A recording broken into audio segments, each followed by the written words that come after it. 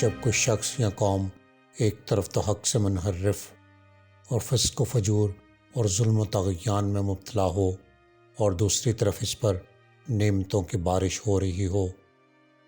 تو عقل اور قرآن دونوں کی روح سے یہ اس بات کی کھلی علامت ہے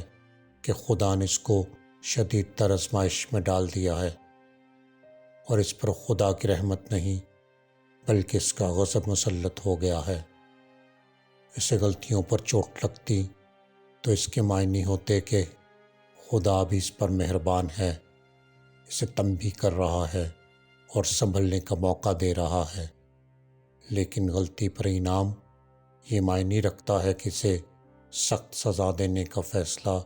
کر لیا گیا ہے، اور اس کی کشتی اس لیے تیر رہی ہے کہ خوب بھر کر ڈوبے۔ اس کے برعکس جہاں ایک طرف سچی خدا پرستی ہو، اخلاق کی پاکیزگی ہو، معاملات میں راست بازی ہو، خلق خدا کے ساتھ حسن سلوک اور رحمت و شفقت ہو، اور دوسری طرف مصائب اور شدائد اس پر مسلح دار برس رہے ہوں اور چوٹوں پر چوٹیں اسے لگ رہی ہوں، تو یہ خدا کے غضب کی نہیں، اس کی رحمت ہی کی علامت ہے۔ سونار اس سونے کو تپا رہا ہے تاکہ خوب نکھر جائے اور دنیا پر اس کا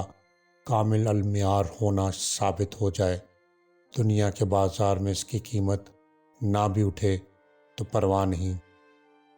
سونار خود اس کی قیمت دے گا بلکہ اپنے فضل سے مزید عطا کرے گا۔ اس کے مصائب اگر غضب کا پہلو رکھتے ہیں